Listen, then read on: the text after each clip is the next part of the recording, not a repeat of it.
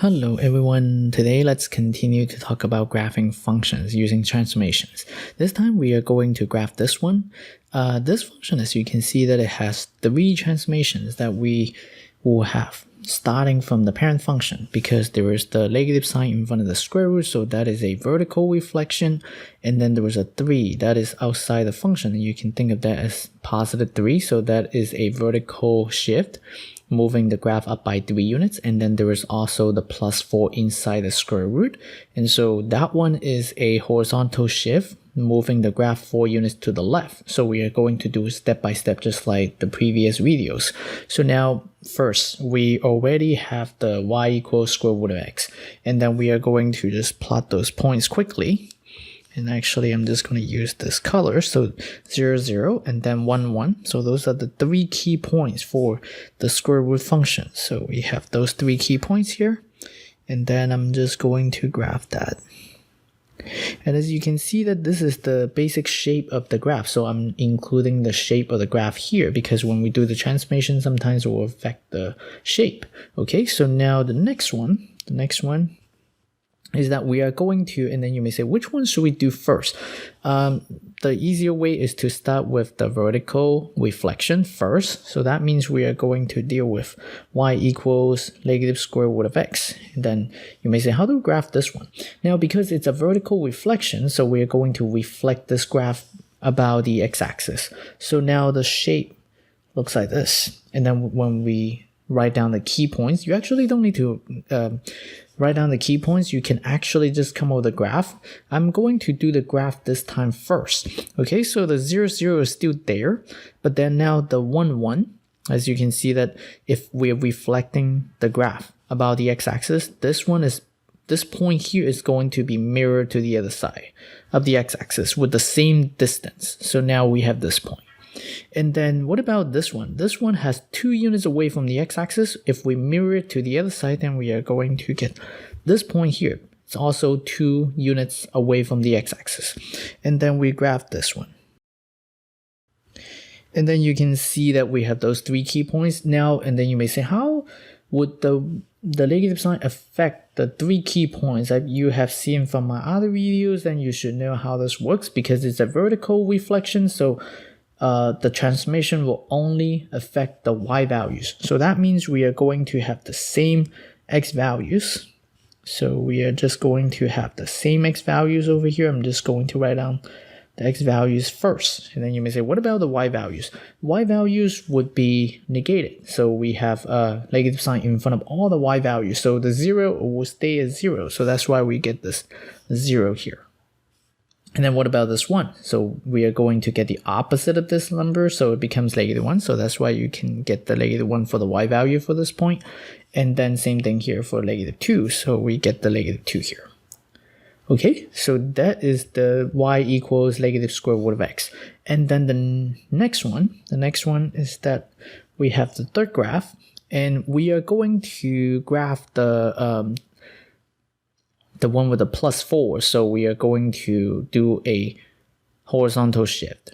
Okay, so we are going to get y equals, now it's based on the previous graph, so we need to include the negative sign. So we get negative square root of x +4. So now we have that. And then the shape doesn't really change, but you are moving the graph 4 units to the left. So you're moving the graph, okay? And then again, I'm going to skip the points right now. I'm going to actually do the moving of the graph. So this starting point over here, we are going to move 4 units to the left. So 1, 2, 3, 4. So we are going to get this point. And then this one, same thing here, 1, 2, 3, 4. So we get this point. And then this point, 1, 2, 3, 4. So we get this point. And then now, this is our third graph. And so if you want to write down the key points, okay, then we are still going to do the same thing, but this time because it's a horizontal transformation, so we are going to keep the same y values, and then only the x values will change from the previous step. Okay, so that's why you can see that we are not using the original y values from the parent function. We are using the 0, -1, and -2 from the previous step. And then now what really happens is that we are moving every number, okay? We're actually changing every number for the x values because we're moving to the left, so we're going to subtract the 4. So 0 minus 4, we get -4. So that's why you can see that it's -4 here. And then 1 minus 4, we get -3. 4 minus 4, we get 0. So that's how we can get those key points.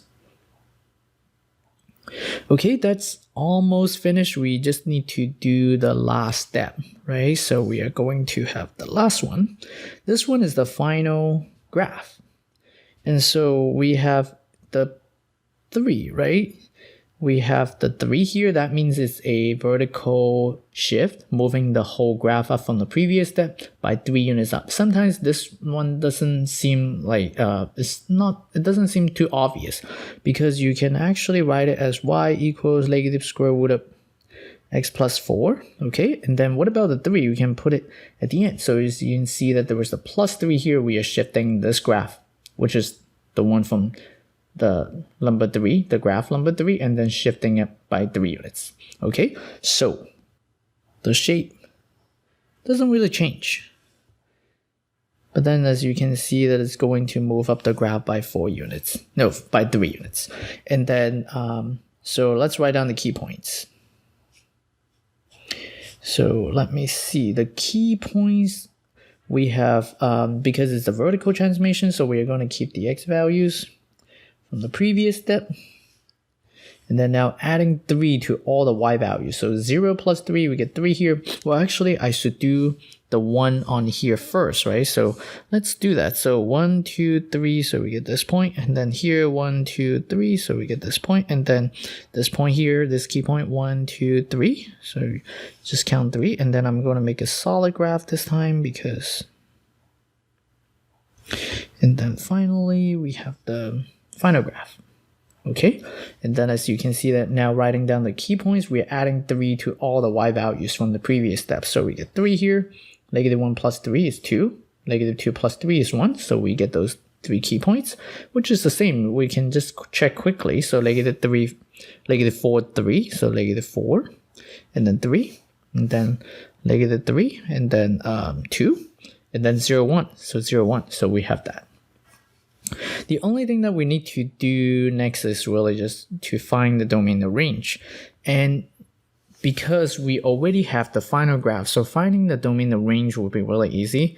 Finding the domain, as you can see that we have the leftmost point, which is starting from -4. So we are going to have the -4 here. We use brackets because we're including the -4, and then the graph will just keep going to the right forever. So that means we don't really stop. We have infinity over here. And then you may say, what about the range? The range is found the same way, but you need to look into the y direction. The graph will just keep going to the right forever, but at the same time it's going down. So we are going to eventually cover all the negative y values. Well, actually not just negative y values, but also the positive, some positive y values, right? And then you are going to have negative infinity, okay? Because there is no lower bound. It will just keep going down forever. And then it will get to this highest point right here. And this highest point has a y value of 3. So we are going to get to 3.